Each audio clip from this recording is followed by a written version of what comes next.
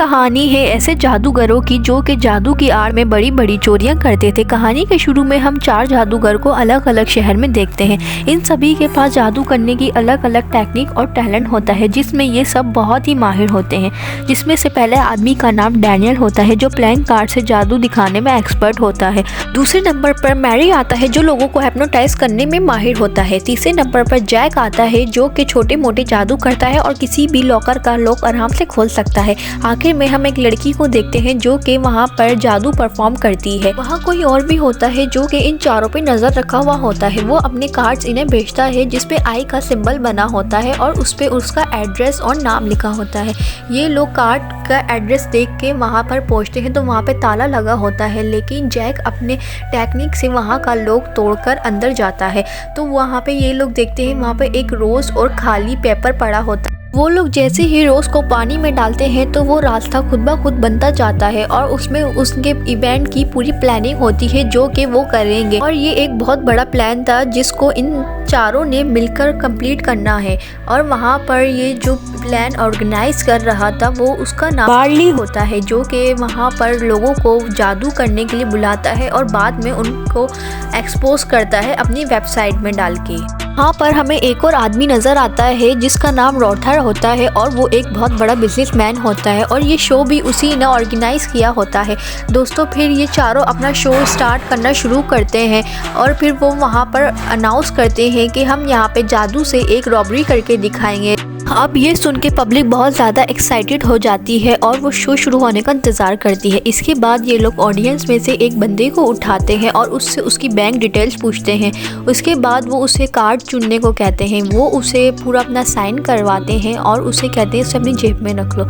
उसके बाद वो उसे हेलमेट पहनाते हैं ताकि उसे वो बैंक में भेजें तो वो उससे कनेक्ट रहे। इसके बाद हैडली अपनी टेक्निक से एक मशीन लाती है। वो लोग उस मशीन के ज़रिए उस आदमी को पेरिस के एक बैंक में पहुंचा देते हैं जहां पर उस बैंक का सारा पैसा रखा हुआ होता है। वो आदमी ये देखकर बहुत खुश हो जाता है और टीवी स्क्रीन पे पब्लिक भी उसे देख रही होती है। उसके बाद डैनियल उससे बात करता है और वो उसे कार्ड और शो के टिकट को वहाँ रखने को कहता है। वो आदमी ऐसा ही करता है। उसके बाद वो सारे पैसे उड़ के उसी हॉल के अंडरग्राउंड में आने लगते हैं जहां पर वो लोग शो कर रहे होते हैं। उसके बाद बैंक के सिक्योरिटी गार्ड हॉल में पहुंचते हैं तो वो देखते हैं वहां पे एक भी पैसा नहीं है। वहां पे सिर्फ कार्ड और साइन का टिकट रखा हुआ था। स्ट्रॉबेरी की वजह से ये चारों बहुत फेमस हो जाते हैं और ये चारों पकड़े भी जाते हैं। इनकी इन्वेस्टिगेशन एक बहुत बड़ा FBI ऑफिसर कर रहा था जिसका नाम टीलन था और उसके साथ एक लड़की भी थी जो कि बहुत बड़ी इंटरनेशनल ऑफिसर थी।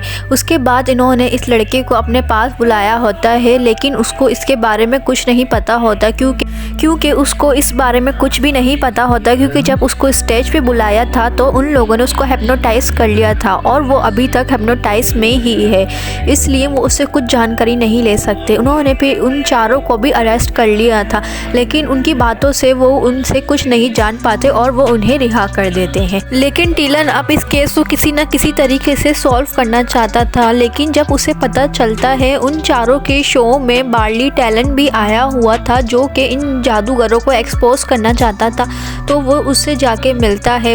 वो उसे पूछताछ करता है। यहाँ वो लोग किसी लाइनर स्ट्राइक के बारे में बात कर रहे होते हैं और बार्ली ने उसे एक्सपोज कर दिया होता है। इस वजह से उसका कैरियर बर्बाद हो चुका था, लेकिन लाइनर ने हार नहीं मानी और वो अपने आखिरी जादू में मारा गया। तो इस पर एल्मा बार्ली से पूछती है कि क्या वो लाइनर स्ट्राइक की मौत का जिम्मेदार खुद को मानता है, जिस पर ब्रैडली उसे बताता है वो ऐसा बिल्कुल भी नहीं मानता। उसकी मौत उसकी जादू की ट्रिक की वजह से हुई है। उसके बाद टीलन उन जादूगरों के बारे में पूछता है कि उन्होंने ये सब कैसे किया होगा, तो बार्ली उसे बताता है उन्होंने इस आदमी को सिलेक्ट किया था तो वो उसे पहले ही हिप्नोटाइज कर चुके थे और उससे बैंक की डिटेल्स ले ली थी और फिर वहाँ बैंक में पैसे रखने से पहले ही उन्होंने उसे चुरा लिया था और उसकी जगह पे नकली पैसे रख दिए होंगे। और रही बात उस आदमी की फिर के बैंक में पहुँचने की, तो उन लोगों ने स्टेज के नीचे उस बैंक लॉकर के जैसा कमरा भी बनाया होगा, यानी कि उस आदमी के लॉकर में नहीं बल्कि स्टेज के नीचे वाले कमरे में गया था।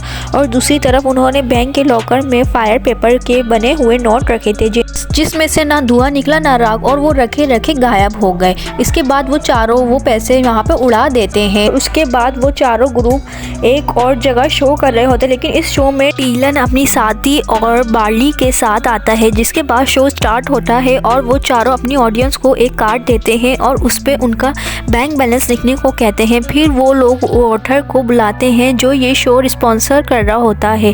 यहाँ पर वो लोग ऑथर के बैंक बैलेंस का चेक लाते हैं जिसमें ऑथर के $1.44 मिलियन होते हैं। इसके बाद मैरी फिर से सभी लोगों को अपना बैंक बैलेंस चेक करने को कहता है और उन सब के पैसे बढ़ने लगते हैं और ये पैसे ऑथर के अकाउंट में से जा रहे होते हैं। और इन चारों ने ऑथर को बैंक बैलेंस को खाली कर दिया होता है क्योंकि ऑथर की एक इंश्योरेंस कंपनी थी और इस शो में जितने भी लोग थे उन्होंने इस कंपनी से इंश्योरेंस क्लेम नहीं किया था और उन्होंने इसका सारा पैसा पब्लिक में बांट दिया था और ये बात पब्लिक में बताओ ये शो स्पॉन्सर कर रहा होता है।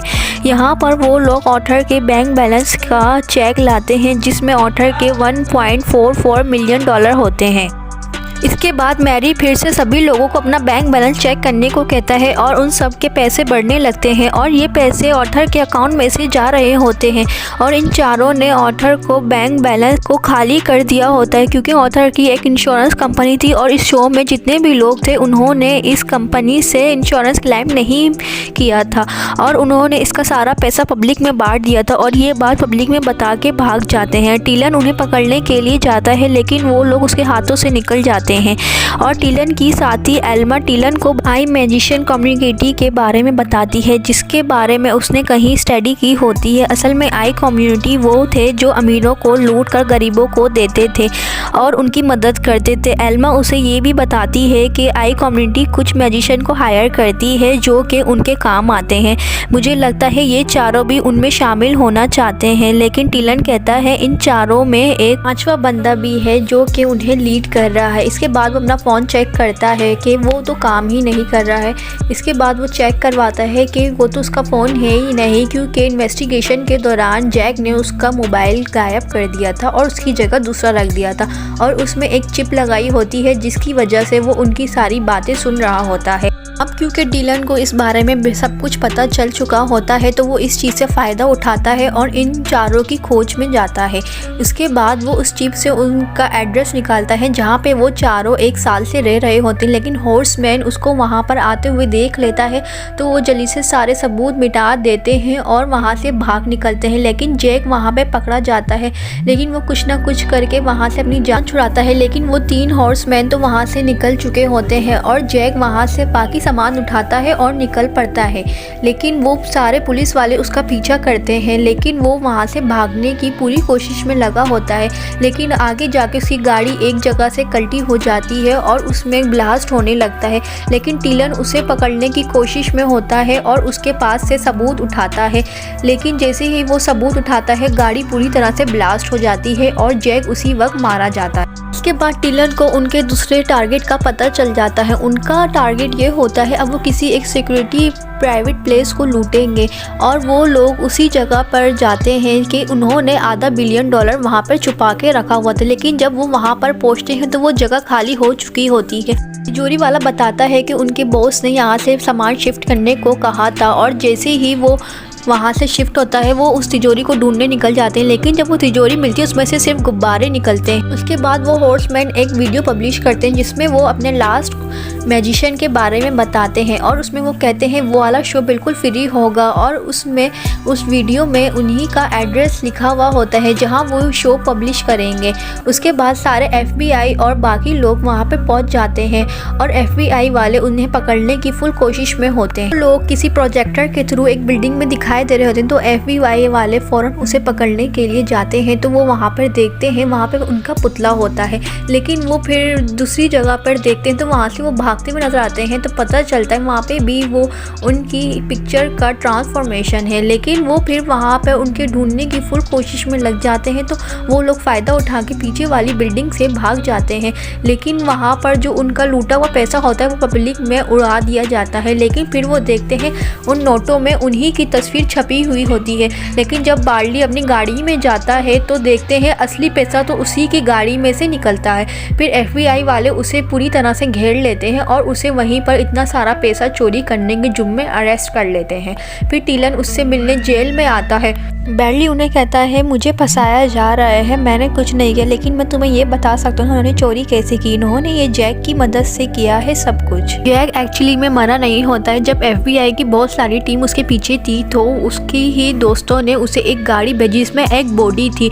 वो लोग समझते हैं कि वो जो बॉडी है वो जैक की है, लेकिन वो जैक तो असल में फ़ौरन ही निकल जाता है अपने दोस्तों के साथ। लेकिन जब वो लोग तिजोरी देखने जाते हैं तो जब वो जैक ने ही गायब की होती है, वहाँ पे ये लोग गिलास लगाते रहते हैं, लेकिन उनके जाने के बाद जैक वो कांच तोड़ के अपना सारा पैसा वहाँ से निकाल के ले जाता है। बार्ली ये कहते हैं कि मुझे समझ में नहीं आ रहा कि मेरे साथ ऐसा क्यों हो रहा है, लेकिन टिलन कहता है मुझे सब पता है तुम्हारे साथ ऐसा क्यों हो रहा है, मुझे लगता है तुमसे कोई लीनर स्ट्राइक का बदला ले रहा है। ये कह के टिलन उस जेल से बाहर आ जाता है और वो कहता है, फिर वो बार्ली को कहता है तुम्हें पता है कि हॉर्समैन ने जिस बंदे को हिप्नोटाइज किया था और वो जो बैंक का लॉकर था वो उसी की कंपनी ने बनाया था और उसी में लाइनर स्ट्राइक मारा था और ऑथर को इसलिए लूटा क्योंकि उसने उसकी फैमिली को इंश्योरेंस का पैसा नहीं दिया था।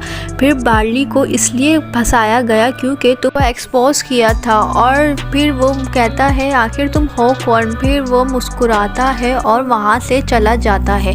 फिर हमें मालूम होता है कि टिलन ही मिस्टर लाइनर स्ट्राइक का बेटा था और वो उनसे बदला लेना चाहता था और वो उन मैजिशियन का 5वां लीडर भी था। ये सब कुछ उसने अपना और अपनी फैमिली का बदला लेने के लिए किया था। फिर हम चारों हॉर्समैन को देखते हैं जो कि अपने लीडर से मिलने को जाते हैं। वहाँ पे लाइनर स्ट्राइक का एक दरख्त होता है। ये चारों अपने कार्ड जमा करके उस लाइन स्ट्राइक की ट्री पे लगा देते हैं। उसके बाद वो वहाँ पर चले जाते हैं। फिर वो वहाँ पे टिलन से मिलते हैं। कहता है आई कम्युनिटी में तुम्हारा स्वागत हो। वो फिर ये देख के बहुत खुश होते हैं। उसके बाद यहाँ पर ही कहानी ख़त्म हो जाती है। उम्मीद है आप लोगों को ये कहानी बहुत पसंद आई होगी।